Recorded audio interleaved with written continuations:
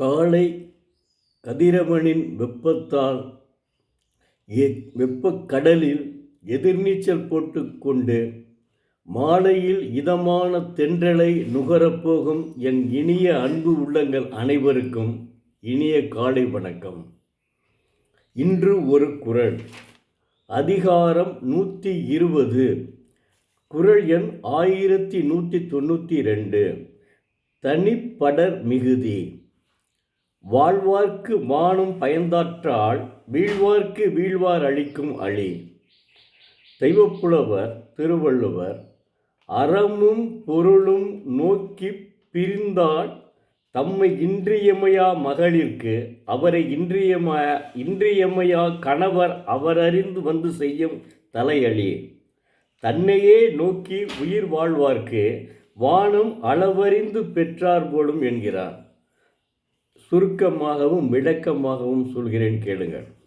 அதாவது தெய்வப்புலவர் என்ன சொல்கிறார் என்றால், தம்மை விரும்புகின்றவர்க்கு காதலர் அளிக்கும் அன்பு, தம்மை விரும்புகின்றவருக்கு காதலர் அளிக்கும் அன்பு உயிர் வாழ்கின்றவருக்கு மேகம் மழை பெய்து காப்பாற்றுதலை போன்றது. என்ன ஊமை, அற்புதமான ஊமை. இந்த குறள் எனக்கு ரொம்ப பிடிச்ச குறளுங்க. அற்புதமான ஊமை. தன்னை விரும்புகின்ற காதலருக்கு, தன்னை விரும்புகின்றவருக்கு காதலர் அளிக்கும் அன்பு உயிர் வாழ்கின்றவர்க்கு மேகம் மழை பெய்து காப்பாற்றுதலை போல. என்ன அற்புதமான குறள் பாருங்க. ஓமை எப்படி கூப்பிட்டுருக்காங்க. ஓமையாக குறிப்பிடுவது உயிர் வாழ்கின்றவர்களுக்கு மேகம் மழை பெய்து காப்பாற்றுதலை போன்றது. மழை இல்லையே அவர்களுடைய ஒழுக்கமே கெட்டு போயிடும். உயிர் வாழவே முடியாது. ஒரு மனிதனுக்கு மழை இல்லை என்றால் மனிதர்கள் யாருமே உயிர் வாழ முடியாது. அதனைத்தான் குறிப்பிடுகிறார் தெய்வப்புலவர் திருவள்ளுவர். ஊமை கொடுக்கிறாரு. அதை பாருங்க. அதுதான் அவரோட தனிப்பட்ட ஒரு சிறப்பு. ஊமை எப்படி கொடுக்கிறாருன்னு பாருங்க. இதுதான் அதில் உள்ள தனிப்பட்ட சிறப்பு. அடுத்து ஒரு குறளையும் பார்ப்போம். தற்காத்து தற்கொண்டார் பேணி தகை சான்ற சொற்காத்து சோர்விடார் பெண். தன்னையும் காத்து தன் கணவனையும் காத்து தன் குடும்பத்தையும் பாதுகாத்து தங்கள் குடும்பத்திற்கு உடைய புகழையும் பாதுகாத்து, எந்த கேடும் வராமல் புகழையும் பாதுகாத்து தன் கடமைகளில் இருந்து தவறாமல் இருப்பவளே பெண் என்பவள். இது மகளிர் மாதம் அல்லவா? மகளிரை பற்றி பேசிக்கொண்டே இருக்கலாம். என்ன அருமையாக சொல்லியிருக்காரு பாருங்க. அந்த பெண்ணுக்கு உள்ள இலக்கணத்தை அற்புதமாக வர்ணித்துள்ளார். இப்படித்தான் பெண் இருக்க வேண்டும் என்று சொல்கிறார். தற்காத்து தற்கொண்டார் பேணி தகை சான்ற சொற்காத்து சோர்விடார் பெண். அற்புதமான குறளுங்க இந்த குறள். அது எவ்வளவு அருமையான குறள் பாருங்க. அதாவது பெண் எப்படி இருக்க வேண்டும் அப்படின்றதுக்கு ஒரு உதாரணம் அவர் கூறுகிறார். அப்புறம் ஏங்க 60 மொழிக்கு மேலே டிரான்ஸ்ஃபர், அதாவது மொழிபெயர்க்கப்பட்டுள்ளது. இன்னும் 41 நிதிநிலை அறிக்கையில் தமிழக அரசு இந்த விஷயத்தை நான் ரொம்ப பாராட்டுறேங்க. ஒரு நிதிநிலை அறிக்கையில் இன்னும் 45 மொழிகளில் மொழிபெயர்க்க அதற்கு ரூபாய் ஒதுக்கியிருக்கோம் அப்படின்னு சொல்கிறாங்க. இந்த விஷயத்தில் உண்மையிலேயே அண்ணாவை அப்படியே அண்ணாவினுடைய கொள்கை, பேரறிஞர் அண்ணாவினுடைய கொள்கையை அப்படியே ஏற்றுக்கொண்டு உள்ளார்கள் தமிழக அரசு. இந்த விஷயத்தில் நான் மற்றதுக்கெல்லாம் போகலைங்க, அரசியல் ரீதியாக நான் போக விரும்பவில்லை. ஆனால் இந்த விஷயத்தில் அறிஞர் அண்ணா எப்பொருள் யார் யார் வாய் கேட்பினும் அப்பொருள் மெய்ப்பொருள் காண்பது அறிவு. ஒருவன் சொற்பொழிவு ஆற்றினால் அந்த சொற்பொழிவில் என்ன உண்மைத்தன்மை இருக்கிறது என்று ஆராய்பவனே உண்மையான அறிஞனாவான், அறிவுடையவனாவான் என்கிறார் பேரறிஞர் அண்ணா.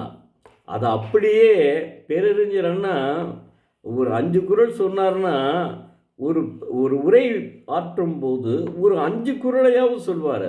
இப்போ அப்படி சொல்கிறது ரொம்ப அபூர்வம். ஏன் அபூர்வம் உண்மையிலேயே. அதில் வந்து ஒரு ஒரு விதிவிலக்கானவர்களில் ஒரு சிலர் உண்டு. அதில் நமது முனைவர், அந்த கலைமாமணி முனைவர் ஞானசம்பந்தன் ஐயா அவர்கள். அதில் மறக்க முடியாத உண்மை. அவர் வந்து இது மட்டும் இல்லை, அவர் பேர் திரைப்பட நடிகர், சின்னத்திரை நடிகர், தமிழ் பேராசிரியர், எப்படி பலவகை பன்முகை திறமை கொண்டவராயிட்டார். பன்முகத்தை ஒவ்வொரு பட்டிமன்றத்தில் கூடங்க ஒரு குறைஞ்சது ஒரு 4-5 குரலாவது சொல்லாமல் இருக்க மாட்டாருங்க. அவர் கடைசி குரலாக கூட சொல்கிறாரு. இந்த இதில் வந்து கடைசி குடல் ஊடலும் கூடலும், அதை சொல்கிறார் அவர். அதாவது கடைசி குரல் இது அப்படின்னு சொல்கிறார். அதெல்லாம் வந்து என்னென்னா, அவங்க வந்து யாரை நேசிக்கிறாங்களோ அவரெல்லாம் ஒரு அண்ணாவை ரொம்ப நேசித்தவருங்க. நான் வந்து சிறுவயதாக இருக்கும்போது, சிறுவயது என்ன, நானே படிச்சுட்ருக்கேன், 8th என்ன படிச்சுட்ருக்கேன்னு நினைக்கிறேன். அப்போ தான் இந்த இந்தி போராட்டம் நடைபெற்றது. அந்த இந்தி போராட்டம் நடைமுறையில் இதே இவர் படித்து இவர் வேலை செய்த அதே கல்லூரியிலே காளிமுத்து என்ற அமைச்சர் ஒருவர், அரசு இதில் அமைச்சராக இருந்தார். எந்த அண்ணா அமைச்சரை விட அவர் ஒரு அமைச்சர். அதுக்கப்புறம் தான் ஒரு கட்சி மாறினான்னு வைங்களேன், காளிமுத்துன்னு சொல்லிட்டு. அவர் படிச்சுட்ருக்கார் தியாகராஜர் கல்லூரியில். காமராசன்னு அவர் கவிஞர் ஆகிட்டார். காமராஜர் கவிஞர் நம்ம சினிமா பாடத்தே வருது. காளிமுத்து, காமராஜர், முத்துலிங்கம், இவங்களெல்லாம் இந்த கல்லூரியில் படித்து கொண்டிருந்தவர்கள். அதனால தான் அவர் அண்ணா என்ன செஞ்சாலும் மாணவர்கள் தான் அப்போ நிறையா பாதித்தாங்க.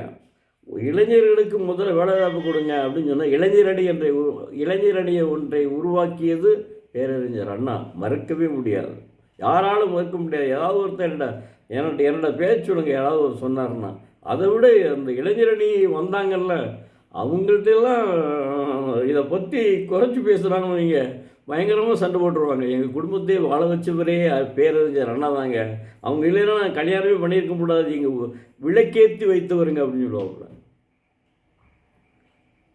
விளக்கேற்றி வைக்கிறேன் விடிய விடிய எரியட்டும் என்று ஒரு பாடல் கூட உள்ளது.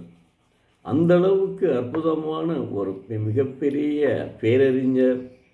பேரறிஞர் அண்ணா அவர்கள். சரி, இந்த குரலை மறுபடியும் மீண்டும் வேறு குரலை பார்ப்போம், நாளை பார்ப்போம். நன்றி, வணக்கம்.